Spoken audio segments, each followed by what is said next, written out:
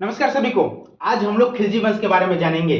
खिलजी वंश दिल्ली सल्तनत का दूसरा वंश है। गुलाम वंश के बाद इसकी स्थापना 1290 में हुई और ये 1320 तक दिल्ली सल्तनत पे राज किया। पिछली वीडियो में हम लोगों ने देखा था कि गुलाम वंश के आखिरी शासक सैमुद्दीन कैमूर की हत्या, जो कि मात्र 3 वर्ष का ही बच्चा शासक रहता है, उसकी हत्या जलालुद्दीन खिलजी के द्वारा करके और दिल्ली पर खिलजी वंश की स्थापना किया जाता है 1290 में। ये अपनी राजधानी दिल्ली से स्थानांतरित करके किलो खरी अपनी राजधानी बनाते हैं। ये दिल्ली सल्तनत का दूसरा वंश है गुलाम वंश के बाद। याद रखेंगे, क्या वंश है? दूसरा वंश है। जलालुद्दीन खिलजी के दामाद रहता है अलाउद्दीन खिलजी, जिसके बचपन का नाम रहता है अली गुरसास्प। अली गुरसास्प ही अलाउद्दीन खिलजी है और इसे सिकंदर सानी के नाम से भी जाना जाता है। सिकंदर सानी के नाम से इसलिए जाना जाता है क्योंकि अलाउद्दीन खिलजी का सपना होता है पूरे एशिया को जीतना, इसीलिए ये अपने आप को सिकंदर सानी या दूसरा सिकंदर की उपाधि से भी नवाजित किए हुए था। अलाउद्दीन खिलजी, जब जलालुद्दीन खिलजी दिल्ली का शासक रहता है तो ये यूपी में प्रयाग में एक जगह है करामानिकपुर, यहाँ का सूबेदार कहें या इक्तेदार कहें, वहां का इक्तेदार रहता है कहाँ का? करामानिकपुर का। जब ये करामानिकपुर का इक्तेदार रहता है तो ये अपने शासक यानी जलालुद्दीन खिलजी को बिना बताए हुए दक्षिण के साइड में कूच करता है, आक्रमण करता है, और ये आक्रमण करता है देवगिरी पर, जो कि महाराष्ट्र में है। कहाँ है देवगिरी? महाराष्ट्र पे आक्रमण करता है और वहां के शासक रामचंद्र देव को हरा देता है, लेकिन उसकी हत्या नहीं करता है, बल्कि इसके साथ संधि कर लेता है और इसे कहता है कि तुम यहाँ पे राज करो, लेकिन किसके झंडे तले? वो दिल्ली सल्तनत के झंडे तले यहाँ पे शासन करो। और यहाँ से बहुत सारे धन लेकर के ये करामानिकपुर वापस पहुंचता है। अभी तक भी दिल्ली के राजा यानी दिल्ली के सल्तनत के राजा जो होते हैं जलालुद्दीन खिलजी यानी अलाउद्दीन के चाचा, उनको अभी तक खबर नहीं होता है कि अलाउद्दीन खिलजी ऐसा ऐसा कुछ किया भी है। बाद में जाकर दिल्ली के शासक को इसके पता लगता है तो वो अलाउद्दीन खिलजी को बुलाकर पूछते हैं कि ऐसा तुमने क्यों किया? बिना मुझे जानकारी दिए हुए तुम दक्षिण साइड में कुछ क्यों किए? चलो किए तो किए, वहां से जो धन लेके आए हो वो मुझे उसका हिस्सा दे दो। लेकिन पहले चीज तो इसकी जानकारी भी नहीं देता है कि उसने दक्षिण साइड में कुछ किया है, और दूसरी चीज वो धन देने से भी इनकार कर देता है। और इसी के चलते अलाउद्दीन खिलजी के द्वारा ही अपने चाचा यानी खिलजी वंश के राजा जलालुद्दीन खिलजी की हत्या करके वहां का शासक बन जाता है 1296 ईस्वी में।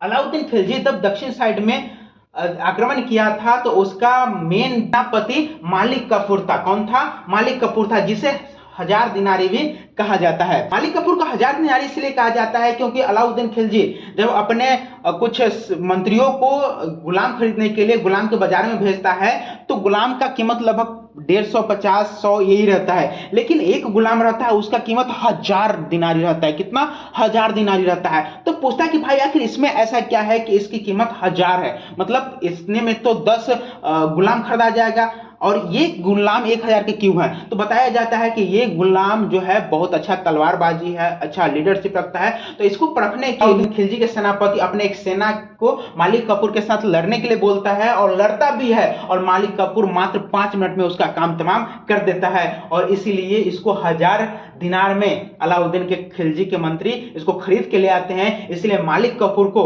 1000 दिनारी भी कहा जाता है। और यही मालिक कफूर है जब अलाउद्दीन खिलजी दक्षिण साइड में कूच करता है तो इसी के नेतृत्व में यहाँ पे कूच किया जाता है। कहां पे? महाराष्ट्र, देवगिरी में। उसके बाद देखेंगे तो ये आगे चल के गुजरात पे भी आक्रमण करता है। गुजरात के बदेल वंश जहां के राजा कंदेव होते हैं उस पे भी हमला बोलता है और उस क्षेत्र को भी जीतता है। उसके बाद ये राजस्थान के चित्तौड़गढ़ को भी जीतता है जहां के राजा रतन सिंह होता है, और उनकी पत्नी को ये देखना चाहता है, यानी कहें तो इतिहासकार के कुछ माने तो पद्मावती से इसको प्यार हो जाता है। किसको? अलाउद्दीन खिलजी को। तो उसी को देखने के लिए मात्र ही ये वहां पे हमला बोलता है, लेकिन जैसे ही पता चलता है पद्मावती को कि उसके पति की मृत्यु हो गई है, वैसे ही वो वहां पे जौहर कर लेती है, यानी अपने आप को आग के हवाले कर देती है। तो अभी हम लोगों ने देखा कि अलाउद्दीन खिलजी बराबर कहीं ना कहीं अपने क्षेत्र को विस्तार कर रहा है, कहीं ना कहीं लड़ाई कर रहा है, तो उसके लिए एक सेना की प्रॉपर जरूरत होती है। तो वो बेहतरीन सेना हो इसके लिए उसने अस्थाई सेना रखा और उसके लिए नगद वेतन देना शुरू किया। अस्थाई सेना और नगद वेतन देना शुरू किया। कौन? अलाउद्दीन खिलजी। जो सेना अध्यक्ष होते थे, जो सेना का रख रखाव करते थे, जब उनसे हिसाबबारी मांगा जाता था तो भ्रष्टाचार करते थे, वो ज्यादा हिसाबबारी बताते थे, ज्यादा खर्च बताते थे। इसी को रोक लगाने के लिए अलाउद्दीन खिलजी के द्वारा एक उपाय सुझाया जाता है, जिसमें घोड़ा दागने और साथ ही सेना का हुलिया लिखने का प्रथा शुरू किया जाता है। घोड़ा दागने में होता था कि जो भी घोड़ा एक सेना अध्यक्ष का होता था, उस घोड़े पे एक मोहर लगा दिया जाता था, जिससे पता चलता था कि ये घोड़ा उसका है। इससे दूसरे सेनाध्यक्ष इससे घोड़ों को दिखा करके अपना भ्रष्टाचार को वृद्धि नहीं कर सके, अपना खर्चा ज्यादा नहीं दिखा सके, इसीलिए घोड़ा दागने की प्रथा शुरू किया जाता है। सेना के हुलिया भी इसलिए लिखा जाता है ताकि कुछ सेनाध्यक्ष बोलते थे कि मेरे पास ज्यादा सेना है, और ज्यादा सेना वो अलग अलग के सेनाध्यक्ष से मांग के ले आ जाते थे जब इसका देख रेख किया जाता था। तो इसीलिए सेना का हुलिया भी लिखने की प्रथा अलाउद्दीन खिलजी के द्वारा किया जाता है।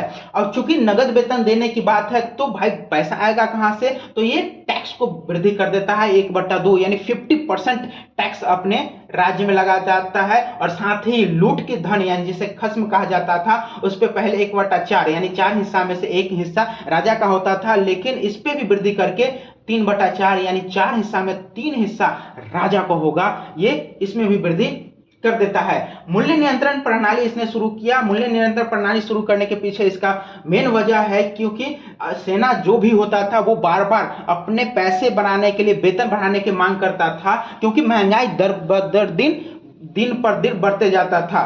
तो अलाउद्दीन खिलजी के द्वारा एक आइडिया सूझा और उसने मूल्य नियंत्रण प्रणाली एमआरपी मैक्सिमम रिटेल प्राइस, मतलब कोई भी सामान का एक कीमत फिक्स है, उससे ज्यादा कोई व्यक्ति अपने सामान को नहीं बेच सकता। इससे क्या होगा कि महंगाई नियंत्रण में रहेगा और सेना जो हर बार अपने वेतन बढ़ाने के लिए कहता है वो वेतन बढ़ाने की मांग नहीं करेगा। इससे राजा पे